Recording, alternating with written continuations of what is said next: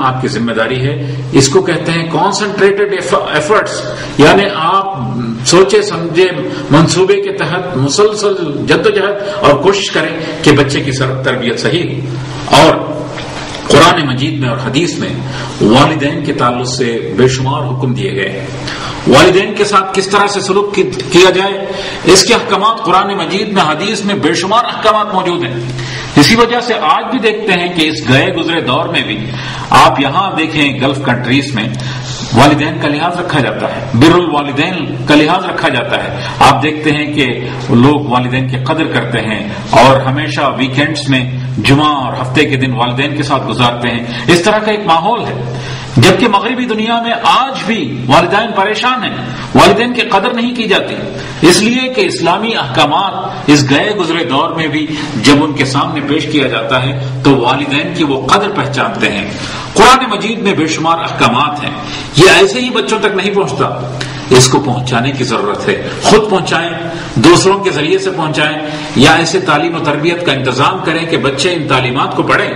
مثلا قرآن مجید میں کہا گیا وَقَضَىٰ رَبُّكَ أَلَّا تَعْبُدُوا إِلَّا إِيَّاهُ وَبِالْوَالِدَيْنِ إِحْسَانًا إِمَّا يَبْلُغَنَّ عِندَكَ الْكِبَرَ أَحَدُهُمَا أَوْ كِلَاهُمَا فَلَا تَقُل لَّهُمَا أُفٍّ وَلَا تَنْهَرْهُمَا وَقُل لَّهُمَا قَوْلًا كَرِيمًا. اپنے والدین کے ساتھ بہترین نیک سلوکی کرو، اور اسی طرح سے ان میں سے دونوں یا یہ زندہ ہوں تو ان سے اف تک بھی نہ کہو اور ان سے جھڑک کر بات نہ کرو، اور پورے احترام کے ساتھ ان کے سامنے جھکے رہو.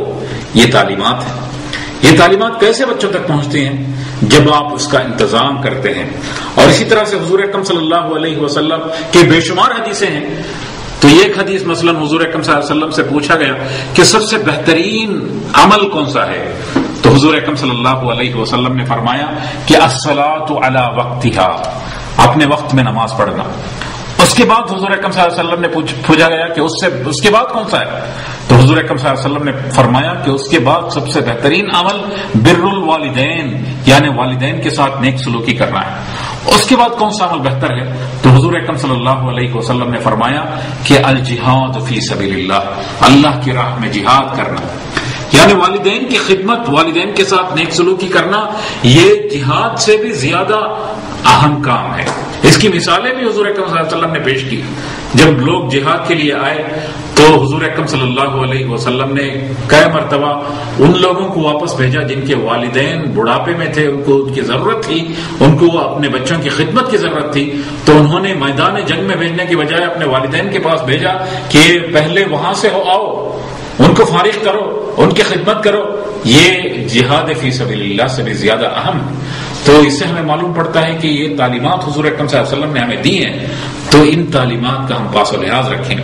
اور کچھ مشورے میں یہ بھی دینا چاہتا ہوں کہ ہم بچوں کی تربیت کا کرتے ہوئے ہمیشہ اس بات کا لحاظ رکھیں کہ بچوں کے جذبات کو مجروح نہ کریں.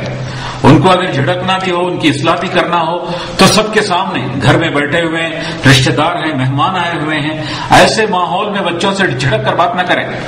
ان کی اصلاح کرنا ہو تو ان کو بلائیں، اور جو ہے ان کی موجودگی میں تو صرف وہ موجود ہوں، دوسرے موجود نہ ہوں، تو ایسے ماحول میں ان کی اصلاح کرنے کی کوشش کریں. اور بچوں کے ساتھ عام طور پر والدین یہ غلطی یہ کرتے ہیں کہ بچوں کے ساتھ کبھی محبت کا اظہار ہی نہیں کرتے. سمجھتے ہیں کہ محبت کا اظہار کریں گے تو بچے خراب ہو جائیں گے. نہیں، بلکہ محبت کا اظہار بچوں سے کرنے کی ضرورت ہے. حضور اکرم صلی اللہ علیہ وسلم نے ایسی مثالیں ہمارے سامنے قائم کی ہیں. اسلام ہمیں یہ تعلیم دیتا ہے کہ ہمیشہ بچوں سے بھی اور اپنے دوستوں سے بھی محبت کا اظہار کریں. انی احبک فی اللہ، میں اللہ کے لیے تم سے محبت کرتا ہوں. اس طرح سے صحابہ کرام ایک دوسرے سے کہتے تھے. کیا ہم آج ایک دوسرے سے کہتے ہیں؟ تو ہمیں محبت کا اظہار اپنے دوستوں سے بھی کرنے کی ضرورت ہے. اسی طرح سے بچوں سے بھی اپنے محبت کا اظہار، بچوں کو جو ہے قریب بلائیں، بچوں کو بٹھائیں، بچوں سے بڑے شفقت کے ساتھ باتیں کریں. تو اس طرح سے محبت کا اظہار کرنے کی ضرورت ہے. اور بچوں سے جب ہم حکم دیتے ہیں تو پہلے یہ دیکھیں کہ بچوں کے لیے ہم ایک رول ماڈل بنیں، ایک مثالی شخصیت ہماری ہو. ہم اگر مثال قائم نہیں کرتے تو بچہ پھر کس کو دیکھ کر ہمیں سیکھے گا؟ تو اس لیے ہم جب کسی کا حکم دیتے ہیں تو اس سے پہلے دیکھیں کہ کیا ہم اس کا رول ماڈل ہیں کہ نہیں ہیں، اور اسی طرح سے بچوں کے اندر اعلیٰ اقدار پیدا کرنے کی کوشش کریں۔ بہت سارے والدین آج یہ سوچتے ہیں کہ میرا بیٹا انجینئر بنے، میرا بیٹا ڈاکٹر بنے۔ یقیناً بنے، ڈاکٹر بھی بننا چاہیے، پروفیشنل بھی بننا چاہیے، لیکن بچے کے اندر آپ یہ بھی سکھائیں کہ وہ ایک اچھا مومن بنے۔ آپ دیکھیے کہ دنیا میں ایسی ایسی شخصیتیں گزری ہیں، مثلا جو ہے آپ دیکھیے کہ نجم الدین اربکان میکینیکل انجینئر تھے اور پی ایچ ڈی بھی انہوں نے انجینئرنگ میں کی، لیکن وہ انجینئر کے حد تک باقی نہ رہے ہیں بلکہ وہ بڑے قائد بنے اور ایک بڑی اسلامی شخصیت بنے۔ خرم جامرات انجینئر تھے لیکن بڑی اسلامی شخصیت بنے، قرآن کے میں بڑا عبور تھا ان کو۔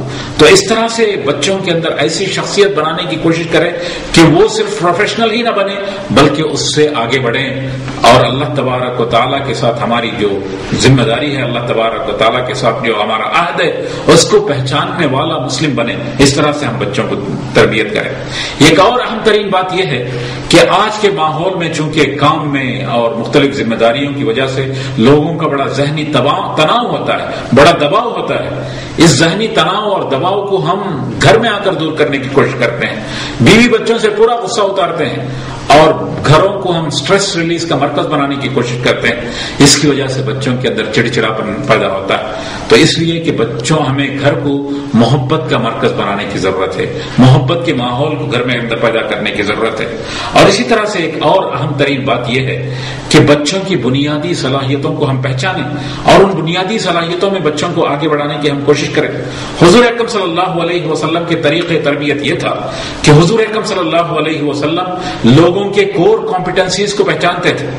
مثلا آپ دیکھیے کہ ایک اہم ترین مثال یہ ہے کہ حضرت ابوبکر صدیق رضی اللہ تعالیٰ عنہ سے کوئی حدیث وارد ہوئی ہو کہ آپ دیکھتے ہیں بہت کم ہی ایسے حدیثیں ملیں گی جس کو حضرت ابوبکر صدیق رضی اللہ تعالیٰ عنہ نے روایت کی ہو، اس لیے کہ حضور اکرم صلی اللہ علیہ وسلم نے ان کے اندر چونکہ غیر معمولی قائدانہ صلاحیتیں تھیں تو قائدانہ کام کے لیے ان کی تیاری کی تھی اور اس طرح سے ان کی تربیت کی تھی، جبکہ ابو ہریرہ رضی اللہ تعالیٰ عنہ سے بہت ساری حدیثیں وارد ہوئی ہیں، ان کی صلاحیت وہ تھی تو اس میں حضور اکرم صلی اللہ علیہ وسلم نے اس میدان میں ان کو پروان چڑھایا۔